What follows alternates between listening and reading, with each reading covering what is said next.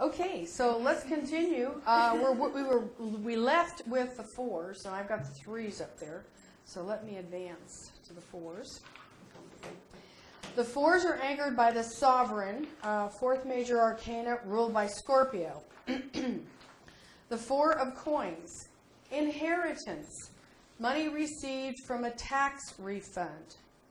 This is 8th house stuff. Money from another pension plan, monthly stipend. Originality is the key word for the inner meaning. And that's usually what it means, originality. The 4 of Scepters, legacy. This time it's not a money, but like a family heirloom, or you inherited the family business, or you inherited a talent or skill from your parents. The inner meaning is rulership. And that inner meaning keyword is pretty straight ahead. The 4 of Cups. Increase in your family. And that's usually what it means. Increase in your family. And lots of times this increase in your family is a pet. Oh, thank goodness.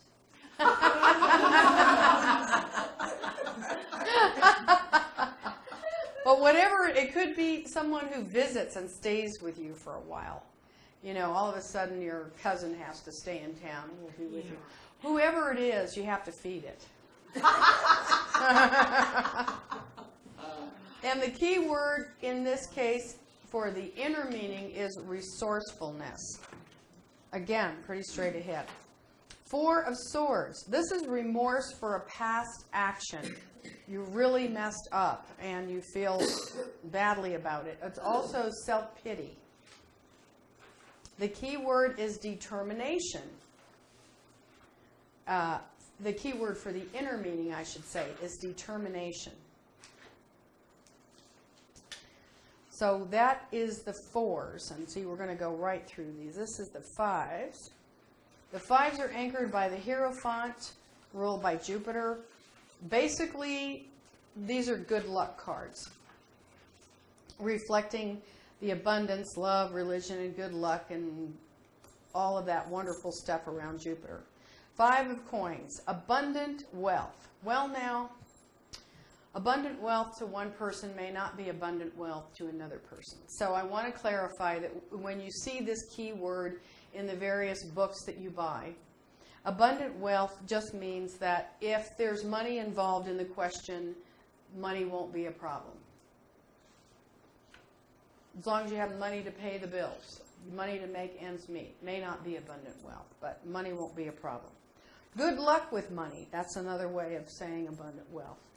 Money coming easy.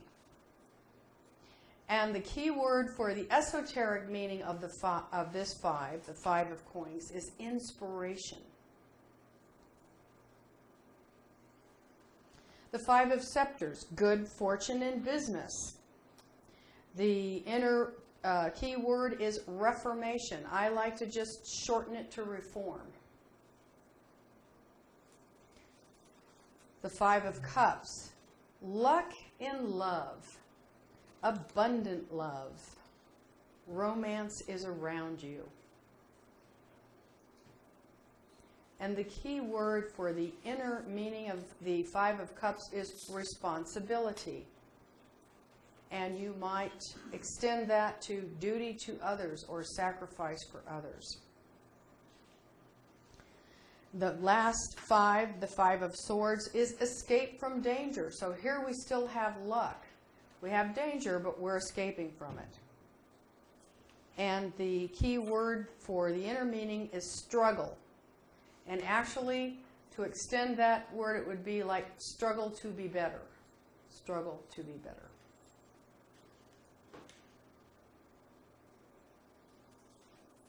Or struggle to be free?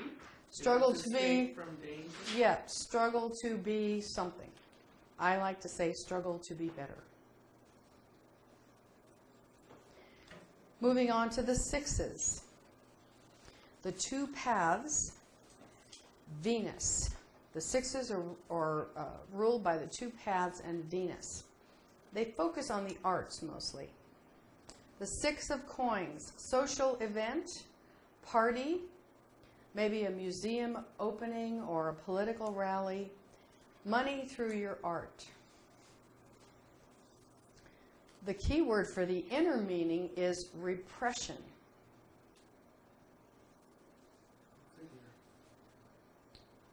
Six of scepters, any business that is related to art, music, or drama. And the key word to the inner meaning is ambition. Ambition means an ardent desire for rank, fame, or power, recognition of accomplishment, with maybe actually not possessing the skills, having the necessary ability, but having the ambition anyway. Six of cups, love affair, unrequited love, falling in love with a friend, workplace heartthrob. Uh-oh. Yeah. Sometimes we walk around in love with somebody that we, will never actually know that we'll be with, but we still love them anyway from afar. And falling in love with a friend is just you meet a new friend, and your girlfriend is like, hey, let's go out and party or something, and yeah, it's just that sort of giddy, happy feeling. It's not really falling in love, but you're having a good time with someone, a friend. The key word for the inner meaning is attainment.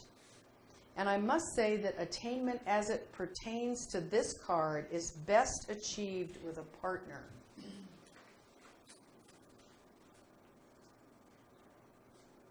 Six of swords, dissipation, undermining yourself through indecision, addiction or abuse, passivity. And the key word for the inner meaning is mastership.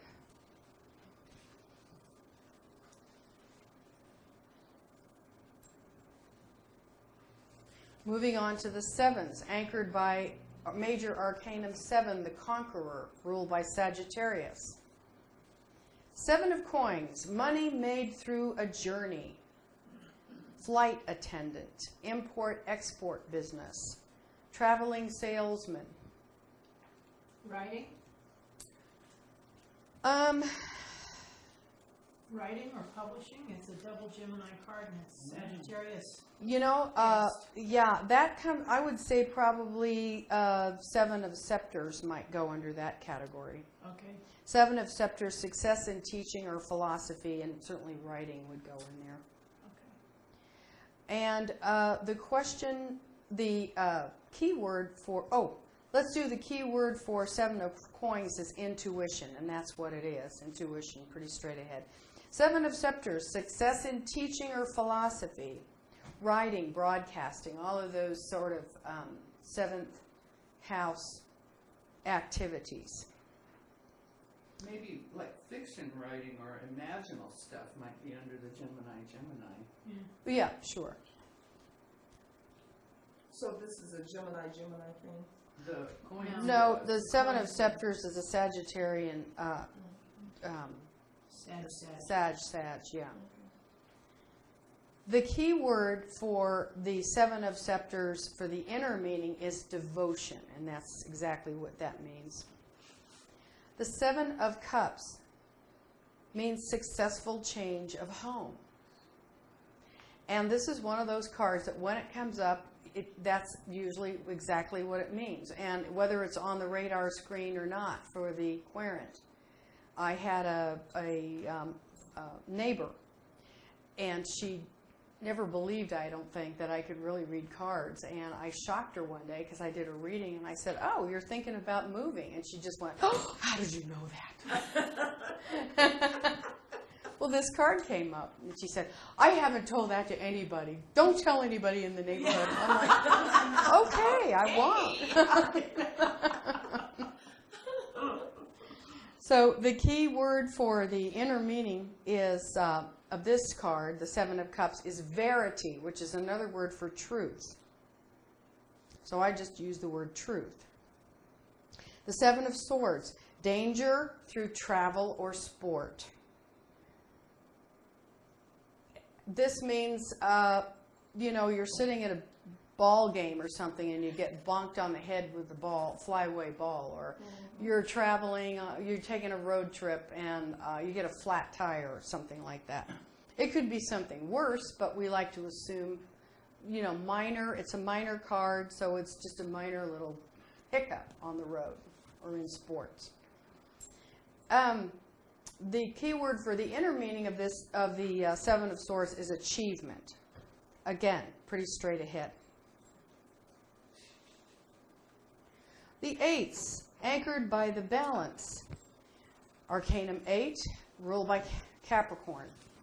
Eight of Coins, costly lawsuit or divorce. And again, this is one of those cards that's pretty faithful to that description. Costly lawsuit or divorce suit. Or you're in trouble somehow with the courts. And the inner key word, the key word for the inner meaning is fidelity or faithfulness. The Eight of Scepters, business promotion, political appointment, given a title. And the key word for the inner meaning is exploration. The Eight of Cups, extravagance, eating and drinking too much, indulging in a crying jag, eating a whole box of chocolates. And the key word for the inner meaning is self-sacrifice. Eight of Swords, loss of honor, slander, social faux pas. The key word for the inner meaning is experience. Learn from those social faux pas. And the last four of the major arcanum are ruled by our sage. Arcanum 9, ruled by Aquarius. 9 of Coins, money through groups, money through friends, money spent on friends. The key word for the inner meaning is reason. The 9 of Scepters, wise and profitable friendship. Key word for inner meaning is illumination. The 9 of Cups, we call this the wish card, and it is the wish card in most tarot traditions. It means that your wishes will be realized. So when you see that card come up, it's a very good sign, usually. Probably. It's the woman with the little bird in the white? No, in the weight deck it is that guy sitting there. He looks like he's at a party. He's all dressed up with nowhere to go. And he's sitting there and he's got all these cups behind him. Yeah. He's got a big feather in his cap. Yeah.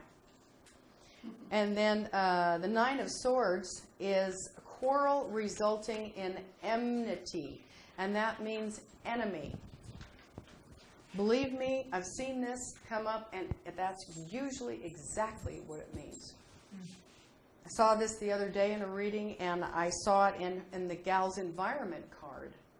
And it confused me because I knew she lived alone, So I said, have you been, I see this quarrel resulting in an enemy that you've lost a friendship right in your environment, in your home, even though I know you live alone. And she said, yeah, I had an argument with my neighbors. And they live in an apartment complex where they had a common gardening area. And she used to enjoy gardening with her neighbors in that spot. And they had an argument. And now they don't garden together anymore in that environment. Isn't that interesting? Yeah. How that can come up. And what was the word you used? Enmity? The key word that you'll read in these books, Mercury, is enmity, E-N-M-I-T-Y, which is kind of an old-fashioned English word for enemy. Mm-hmm. Yeah. This can mean infighting, quarreling with your friends, change of political party, fallout with your club or association. Oh, you know, I used to hang with those girls, but I don't anymore. The key word for the inner meaning of the card is renunciation, or refusal is another good word for that. So these are just the bare bone keywords for the outer meanings of the minors. I've given you all of the keywords for the inner meanings, however, they will need some further study. Remember to consider the minors as a mundane issue, and go with the very simplest form first. If the mundane explanation doesn't make sense, look to the inner meaning. Sometimes both the inner meaning and the outer meanings make sense. So this concludes the minors. Any questions, comments, or laments?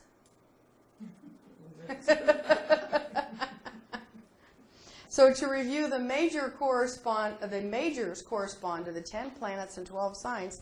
The minors correspond to the 36 decanants. And now we will move into the 10s.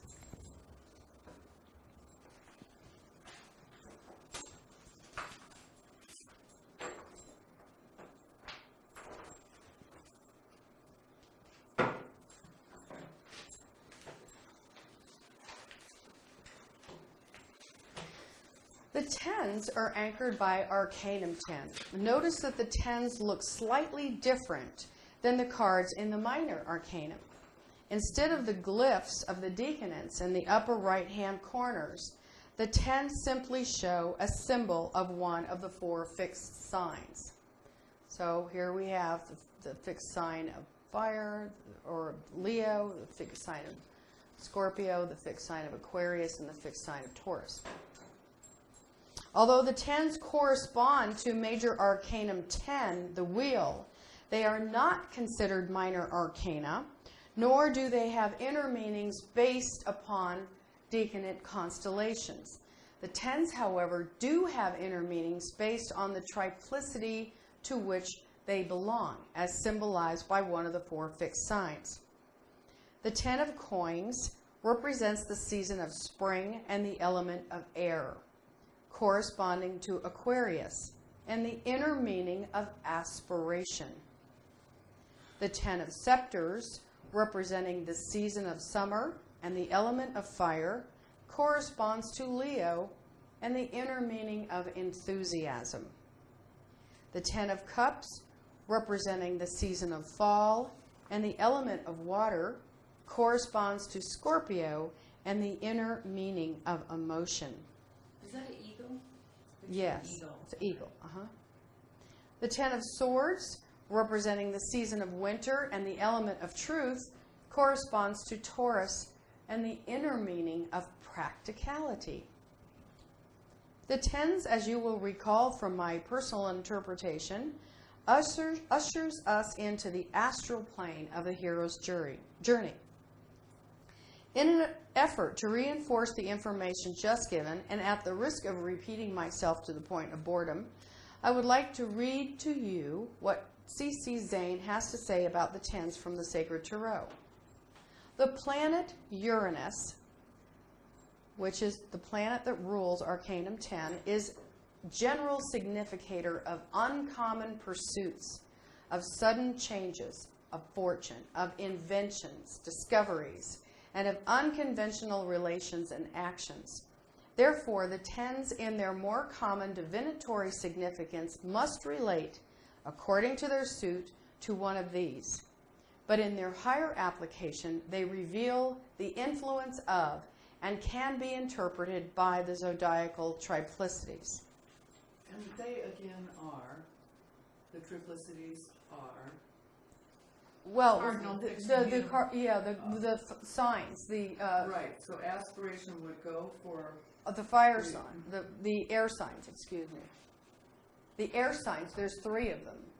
Right. Oh, I'm sorry. Yeah. Okay, Yeah. Cardinal, fixed, immutable. Yeah. Yeah. See, that kind of talk makes me crazy because I'm Okay. not an astrologer. Okay. Yeah, there's a cardinal, Yeah. Right. Cardinal, fixed, immutable. Yeah. Sorry. So it wouldn't be the 3 air signs, it would be the 3 Three. modes.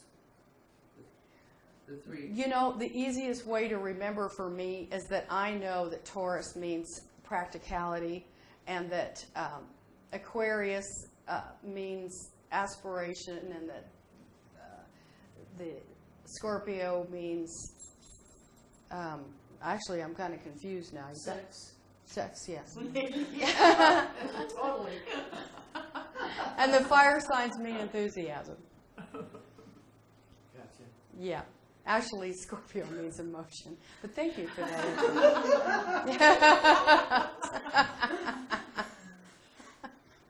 Okay. The divinatory significance of the 10 of Scepters is an invention or discovery. Its inner interpretation is enthusiasm. Now, Sue, we can talk about this a little bit, Laura, because we're talking about scepters, and we know that that has to do with our the things that make us feel significant Excited. and excited, Yeah. our hobbies, and that would all be tied in with enthusiasm. Now, to me, that relates to the fire signs. Yeah, but there's 4 elements, so those aren't the triplicities. That's what I was getting confused Oh, okay. about. Okay. So this could also mean a bright idea outside of the box, or you've discovered a hidden talent. The divinatory significance of the 10 of Cups is decidedly unconventional, affectional interest. Its inner meaning is emotion. Now, let's talk about unconventional affectional interest. This gets a little tricky because you're in a reading, this card comes up, you know that that person is in an unconventional relationship of some kind. Back in the 50s, it was legal to have multi-marriages, say, the Mormons had it was legal. Yes, polygamy.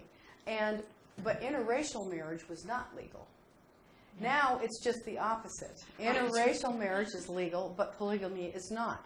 So in this day and age, the polygamy part would be the unusual relationship. Also, the interracial marriage would be considered That would be unusual. considered unusual Right. In most places. In most places, right. Homosexual relationships come up under this category. But it could be also people that are married to someone who lives in another town or in a different wing of the house, Right. or It's someone just who's a- from another country or speaks a different language. So all of these things could be considered unconventional. So when I read this and when I'm with a person, I don't want to say to them, gee, I wonder if, she's gay or something. I don't do that. What I do is I say, you're in an unconventional relationship. And you know what? They know what that is. Yeah. They know whatever that unconventional part is. They know what it is. I don't have to tell them. I don't have to guess. And quite frankly, I don't want to know. Yeah, I was going to say, You know, they and- don't have to tell you either. I mean, No, they it's don't. And, irrelevant. it They're might be gonna just validate that Right. it's correct or not it's correct. correct or not correct. Yeah. Sometimes they look at me and they'll say, oh, yeah, I guess it is unconventional. I mean, they've never thought about it that way. But, when they reflect upon it, yeah, there might be some unconventional aspects about their relationship. So the divinatory significance, so moving on, the divinatory significance of the 10 of coins is alternate financial loss and gain. Its inner interpretation is aspiration. So when we see the 10 of coins come up, we know that the money's coming in and the money's going out. Well, that's usually the case for everybody. But most of the time, it means like seasonal work, Oh, sure. or maybe they're in business for themselves, and so the money, the business isn't always there. Or the It's way my not daughter spends her predictably money. there. Right. Say there's investments, stockbrokers, and one day they're rich, the next day the money they lose thousands of dollars. That sort of influx. So that's what the 10 of coins means. The divinatory significance for the Ten of Swords is sudden loss of employment. Its inner interpretation is practicality. Now, if you all remember in the weight deck, anybody that's read the weight deck, the Ten of Swords is that guy laying prone on the cement with 10 swords in his back. Right. And his, there's blood all over the pavement and everything. He's really looking bad. It's pretty descriptive. If you've ever noticed in that card, he has a little sign of blessing. I don't know if you've ever noticed it, but his hand is out there, and there's this little sign of blessing. And there's this little light peeking up behind the mountains, indicating that, a brighter day is ahead. Because guess what? Whenever you've reached bottom, the only place to go is up. Yeah. And so that's what we, as readers, would like to say about this card when we see it. That, boy, this looks like a rough patch. And this really is. This card means like the rug's been pulled out of you.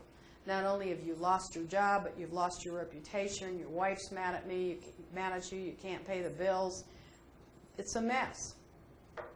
But when the smoke clears, usually it's a better place to be. So all of these key words are found on your handout. When noting the key words for the tens in the margins of your cards, make sure you include their inner meanings too. I would suggest that you be consistent with marking your cards as to where you put your inner meanings. In other words, put all your inner meanings on the same place on your cards. You mean actually mark on the card? I sure do. And the reason why I do that is because it's so much easier on these cards to just write your clues down and then just try to remember your keywords or put things together. Later on, you'll probably have another deck where you don't need to write so much on it. But when you're first learning, I don't find a problem with writing keywords and the names of cards and so forth. Because our majors, if you notice, don't even have names. They just have numbers on the top. Yeah, And it's a lot easier to remember a name for me, isn't it for you? I like to think of the Sovereign and the Veiled Ices and the Ices Unveiled. Okay. Right. So now we're ready to move into the court cards. Is everybody clear on what these tens mean? They mean basically change or unconventional circumstances. Now we're going to move into the court cards. The court cards were another source of confusion for me when I was practicing with the weight deck.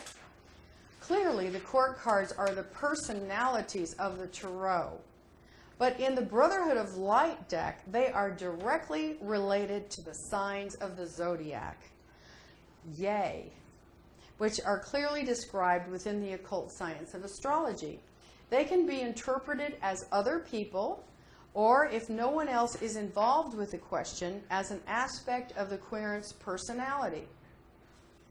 Unlike the traditional system, in Egyptian tarot, the court cards consist of the kings, queens, and youth, and do not include the horsemen. The horsemen do not represent people at all, but their thoughts. And who doesn't want to know what people are thinking? I don't know of another deck in the world that will let you sneak a peek into someone's thoughts. But we'll get into that later. If you will recall, reversals are not considered in the majors, except in that the energy of the card is not fully expressed. Exceptions to that rule are the martyr and the materialist spiritualist. In the court cards, however, reversals mean a lot. Reversals give our personalities a sex change. Do you have a question, Radine? Oh, I was just in shock. Reversals mean sex change. And Yes. my mind went somewhere. Yes, reversals. It doesn't require an operation. Yeah, right. For example, if a king appears right side up in the spread, he, of course, is a he. But if a king appears in a spread reversed, he becomes a she with the same personality traits. The queens become males when they are reversed, and the youth become females when they are reversed. There are physical descriptions corresponding to each sign of the zodiac, which you may or may not describe the individual in question. But I will not recommend that you do so. These physical descriptions, for one thing, only apply to the Caucasian race to begin with. Secondly, it is rare when someone actually fits their physical description as given in astrology. And thirdly, physical descriptions are subjective. So, we are dealing here with only personality types.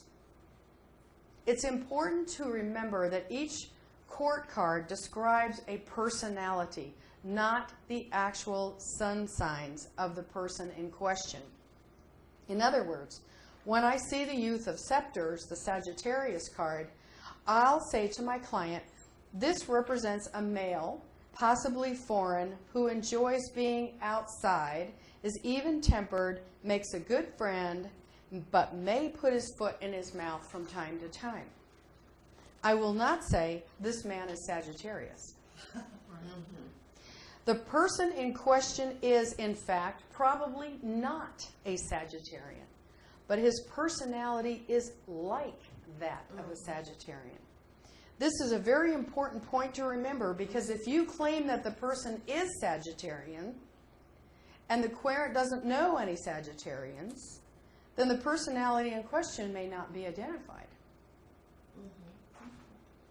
There are similarities between the kings of the deck as they represent the first degree of emanation, or the first 4 signs in the zodiac. So here are what I mean, the first 4 signs. This is the first emanation. And here's where our kings reside. Being the first, they are assigned to masculine energy, which is generally speaking pioneering, aggressive, action-oriented, and self-oriented.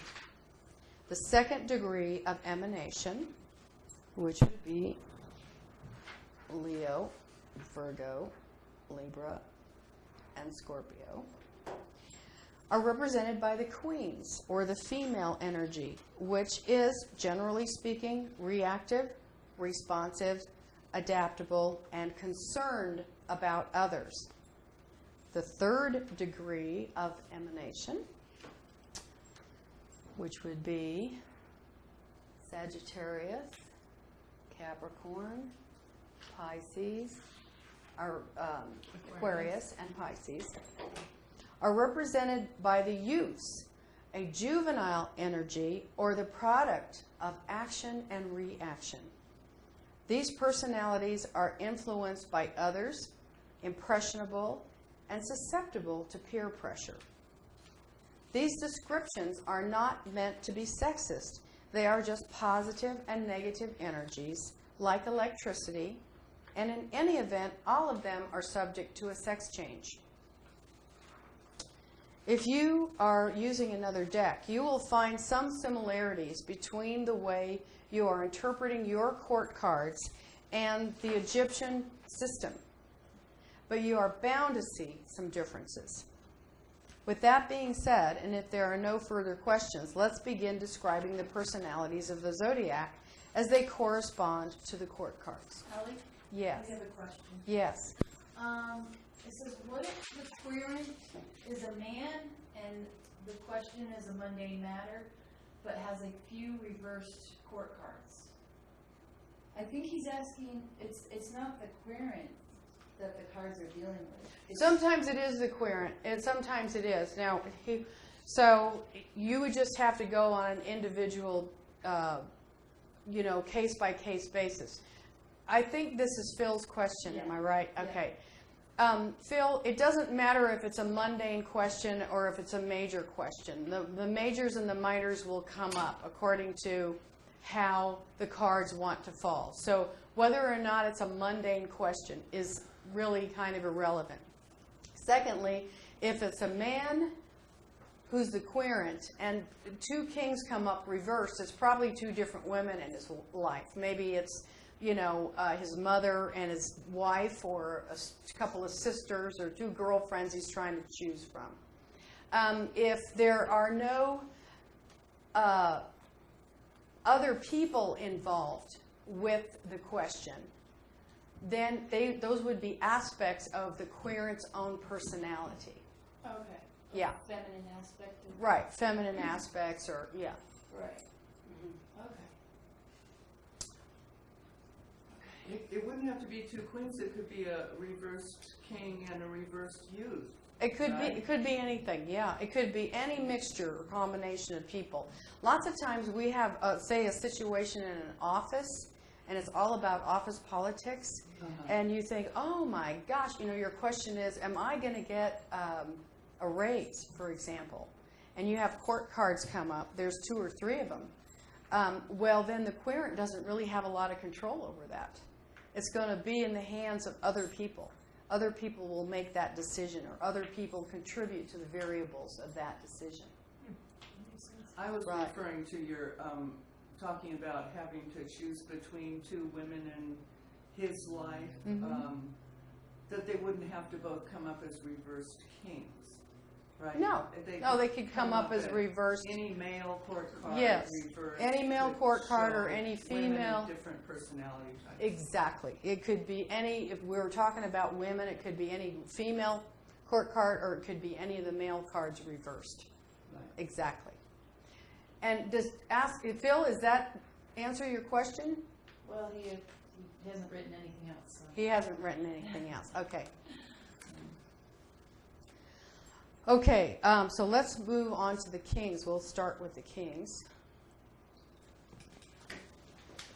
So the King of Scepters, we'll talk about him first.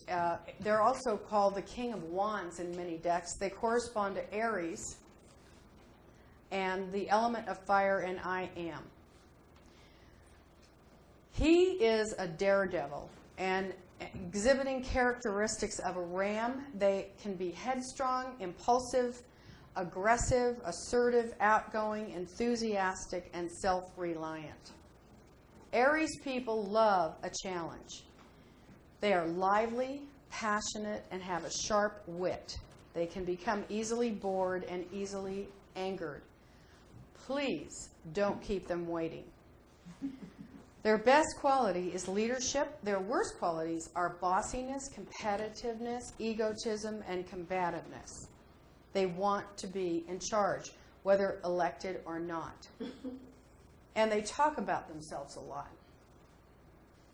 So, yes? I just don't get how to relate this to the degree of emanation covering signs Aries through Cancer. It's a in other words, the first 4 signs are the first 4 signs out of the slot. In other words, we start with Aries. They're the first 4, so they're the more pioneering masculine energies. Those relate to the kings? Uh-huh. And the second emanation? Relate to the queens. Okay. Right, and they relate to the queens because they, the kings are kind of self-centered. The queens are kind of looking after the kings and the kids, so they're kind of looking out for everybody. And the kids are subject to whatever their parents want. So they're kind of the juvenile, easily swayed personalities. And another way to think of that too is the first 4 astrology signs, the first degree of emanations, are usually about the self. Yes. The dominant person. Right. The second 4 are usually about another. Right. And then the other ones are about the broader range of the environment, Right. Real society. the people's Right. society. I think I'm going to go back for a second. I'm going to address Phil's question about the mundane questions and the more powerful questions, because maybe I went over that too fast.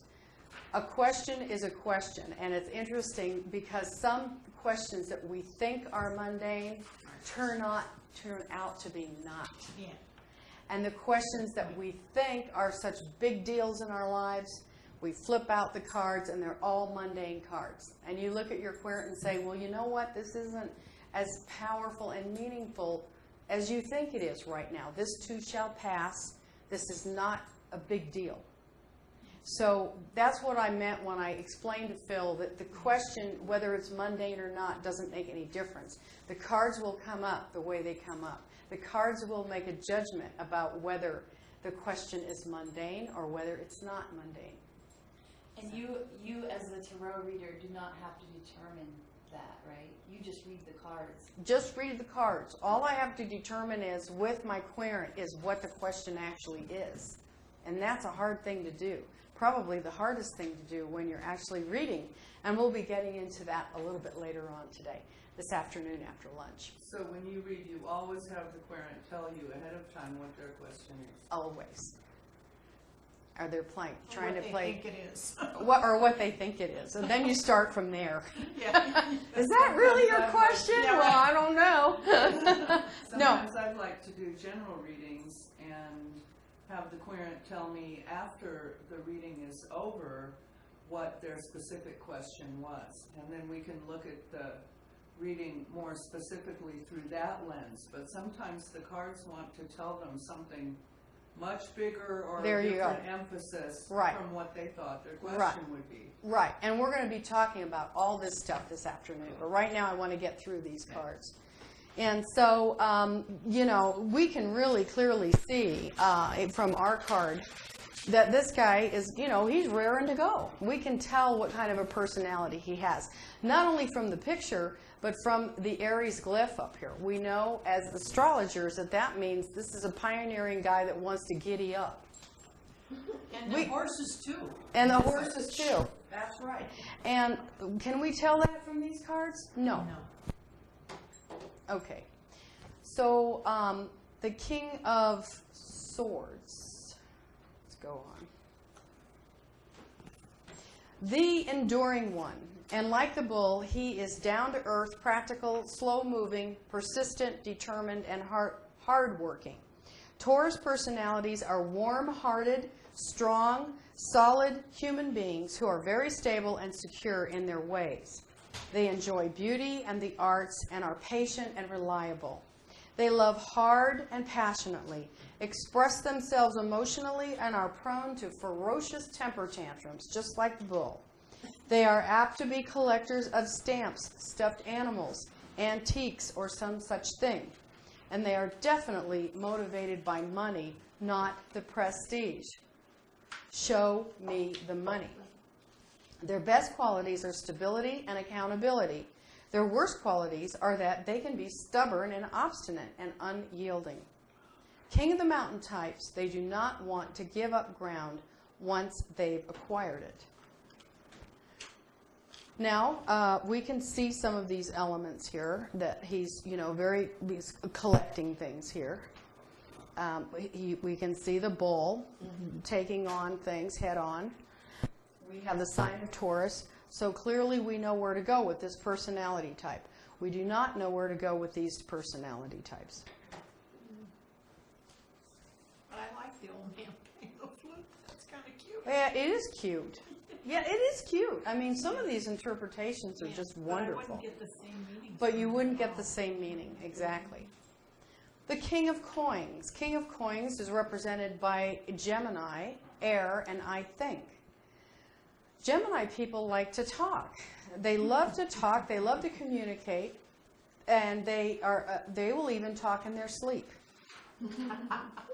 Like the two children who symbolize this sign, Gemini personalities completely live in the present. And as a result, they can be quite short-sighted. If you send them out for a newspaper in the morning, they may not come back until after lunch because they've seen something they want to take a picture of, or they went into the store and decided to read labels or whatever. They are versatile, smart, witty, lively, and energetic. Like children, they are extremely adaptable, but they need to express themselves and they need human contact. They are mental, informative, and imaginative, and are busy all the time. Their energy is expressed as nervous and tense. They can be volatile, just like a child will have outbursts, and they are not bound by material motives, but for the need to express themselves intellectually. That's what's most important to Geminis. They are constantly asking why. And they are news addicts. Don't get between them and the television set at 5. They are usually involved, yes. I also want to point out that commonly people will call Gemini the twins, but as depicted on the Egyptian tarot deck, they're actually a pair of twins. Oh, There's 4 of them, not just 2. oh, I've never noticed that before. That's great. I'm pleased to see that on the bottom of the card because nobody ever seems to refer to that. But that's one of the original part of the myth. It's 2 sets of twins. 2 sets of twins. Yes. And there they are. And you know, I've never noticed that before, so Yeah. that's very interesting. 2 sets of So twins. you never know what direction they're coming from. Well, oh, I see. So you've got they're all over the place. Like 2 sets of twins Yes, would be yes. everywhere. Going opposite direction. Okay. They are usually involved in several things at once and often have many careers. They love to learn. They are restless, sensitive, inquisitive, and intuitive. They are like bees, going from flower to flower to flower. Best quality is versatility. Worst quality is changeableness, or they are fickle, unable to make a decision. And isn't that just like a kid in a candy store? They can't decide what they want. He is seated, our king of coins, is seated between pillars representing duality and holding a scroll that he's writing on. The sign of Gemini rules writing. He is mental in both good and negative ways. So again, would we see that necessarily in these cards? Not really. This is what I love the most about. He's what in both negative and positive ways? He's mental in both mental. You know, all the mental people, Yeah. they suffer from that in one way or another. Yeah. Suffer from what? From being, like the Mercurians and the Geminis and the Aquarians. Yeah. Remember, it's 2 rows of water, not just one. That can be two ways of thinking. at 2 the ways same of time. thinking at the same time. Yeah. And Gemini, 2 ways of thinking at the same time. Right. The King of Cups. The element of Cancer and I feel are his keywords. The Protector, and like the crab, hard or withdrawn on the outside and soft on the inside. They have a tendency to be self-engrossed and very emotional, sensitive, nurturing, feeling, compassionate, and caring. However, like the crab, they sidestep emotional issues as to not hurt themselves. Remember, they protect others, but they also protect themselves. They are inventive, imaginative, cautious, and intuitive. Their best quality is tenacity. Once those pinchers get into something, they don't want to let go. This quality especially pertains to relationships and particularly with their children. As far as a Cancerian is concerned, their children can live with them forever. Their worst quality is moodiness. So let's have a look. We see that he's kind of got the heart going and the moon to show his moodiness. And he's literally stepping on the crab, which shows that he kind of wants to hold that emotion down. I always think of the Cancerian type men as, actually this guy relates it pretty well. He's on this big sea, heavy sea, rolling sea. He's got a ship over here that's tipping and swirling. There's some kind of monster over here on the left coming out. And he's just floating on this iceberg thing. He's like Mr. Vulcan in Star Trek, that he was so emotional inside they actually had to train themselves on the planet of Vulcan to be very stoic and non-emotional. And they only got to mate every 7 years. Do you remember that? Yes. Yeah. That's kind of what this guy is like. Here we see Captain Nemo. He's under, deep in the realm of the ocean. There's a little sea creature swimming by, but he's definitely captain of his ship, right? He's very commanding. Now let's talk about the queens. First queen we have is the Queen of Scepters or Queen of Wands, Leo, fire sign, keywords, I will. She is the boss. Very organized. Leos need order in their lives, and they like to be in charge, in control, and the center of attention. They enjoy following protocol and manners and respond well to boundaries. Like the lioness, they are courageous, willful, and love their gorgeous mane or head of hair. Leos are magnanimous, creative, social, and extroverted. They are generous, warm-hearted, loving, sensitive, and quite full of themselves. They're into entertainment business, or they strive many times to be in the entertainment business. Their great quality is kindness, and their worst quality is pridefulness. Here she sits in front of her adoring servant. Leos love to be regal and love to be adored. And we can see her adoring servant here. We can see the lions here. We see the Leo in the upper right-hand corner. This is an interesting card. I like this one, Queen of Wands. She has a little personal lion here, but she has two lions on her throne. And she holds a sunflower. And sunflowers are known to follow the sun. They open and they move with the sun. Very interesting. And this is a cute little card. Again, we have sunflowers. We have the idea of the scepters with a tree. This is like a giant scepter, right? With a cat sitting in the tree to indicate the sign of Leo. Very interesting. Say more about the Church of Light one, please. Oh, sure. This is the, just simply demonstrates or shows how the Leo personality, and remember, if this card is reversed, it's a man with the same personality type.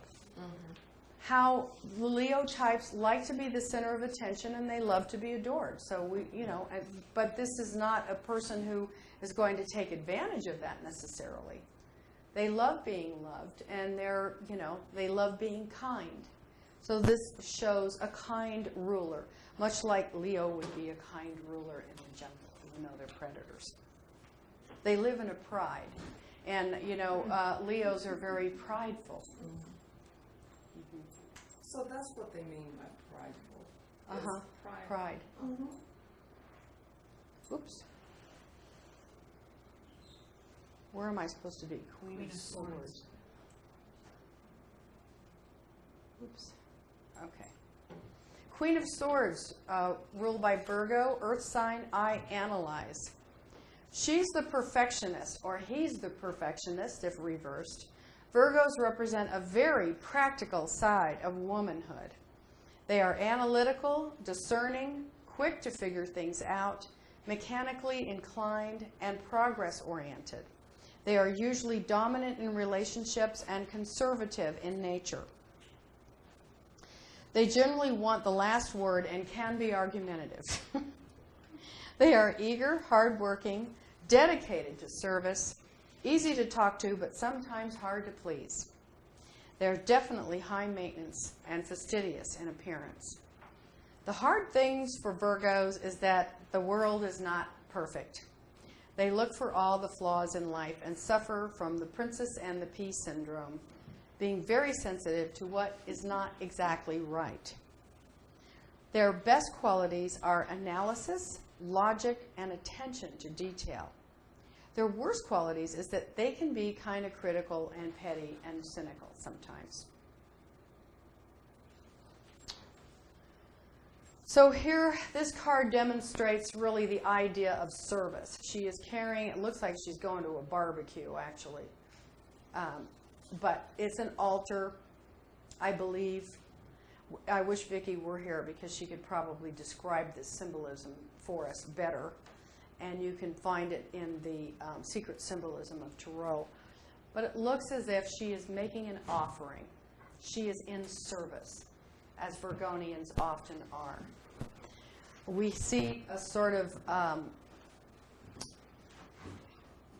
don't give me any you-know-what with this queen. She's very hard, seems to be very hard in this card. I don't relate that to Virgo at all. She doesn't look very Virgoian. And she doesn't look Virgonian. No.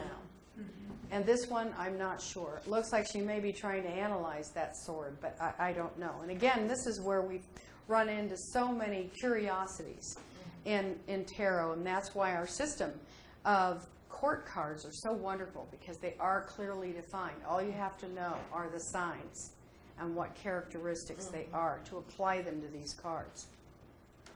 So the swords and the face cards don't carry the same strife, negativity that the minors do. The swords and the what cards? In the court cards. No, Don't carry they're the personality types, just like the signs. So every sign has a sort of a positive side and a negative side. So Yeah, they're in just the interpreted. swords of the minors, the positive side didn't come out very much. They were bleak. Yeah, Interpretation. because the swords in the interpretation of the minors are bleak, but in the interpretation of the personality types, the swords just represent those personalities who are earth signs. Gotcha. Because through the tarot, the swords represent earth, the element of earth. Right. Okay. Thank you. Uh-huh. That can get a little confusing, huh? Queen of Coins. The Queen of Coins is a Libra, air sign, and the keywords are I balance. This sign represents the softer side of womanhood. She is a harmonizer, and Libras ruled by Venus are also into partnership, keeping the boat from rocking, mediation, or appeasement. They are mental, talkative, social, expressive, and gregarious. They are nice to everyone, and they meet and dislike. They dislike confrontation. They're into comfort, luxury, and the arts. They love a lot of fluffy, inviting pillows around and really get into home decorating. They are peace-loving, flirtatious, and hate to be alone. They tend to be procrastinators, a little gullible, and they can't make up their minds easily. Their best qualities are that they are very nice, easygoing people. Their worst quality is that they seek constant approval. And attention. Sometimes it looks that way, yeah. For that reason, they have a hard time saying no to people or giving, and they give in too easily. So her issue in life is that life is unfair. She is good and kind to people, and they in return are not always good and kind to her. Yes. There's a flip side to Libra. I know, my mother-in-law was one. Yeah. I used to serve on the board of directors for Professional Astrologers Incorporated, and we had a very strong Libra member on the board. And what they'll sometimes do, keep in mind the Libra is a cardinal sign, which means active. Mm-hmm. And so if what that means is the scales have to be moving all the time. So when things kind of look like they're going to settle down and come to agreement, Libra will just ask a question or do something very sweetly, very articulately to tip that scale back going again. We had the hardest time trying to resolve things because this one particular person would just ask another question or bring up another issue or play devil's advocate. That's that balancing, right? Mm-hmm. So they like to upset the apple cart a little bit. They can. And they can, and they do. Yeah. Right. So they don't always dislike Confrontation. No. Yeah, sometimes they create it. Mm-hmm. Yeah. She holds the rattle of Isis, representing the ovaries, and in the other hand, a scale. And so, clearly this is just simply a symbol of the Libra personality. We have the scales down here repeated. This is The ovaries repeated. they look like the ovaries repeated. It's the truth. Doesn't it look like ovaries? I should say. I know, I had to look at that twice. I said, you know, what are those things? Are those ovaries or are they scales? Or those coconut shells they wear. Right.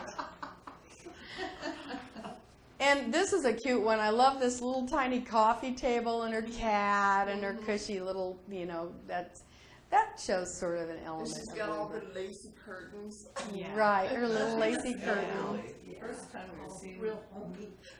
It's like an elderly queen. Yeah.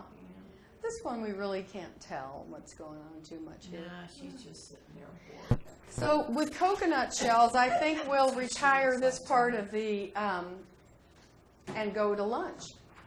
And so we'll have an hour break, and we'll be back at 1 o'clock.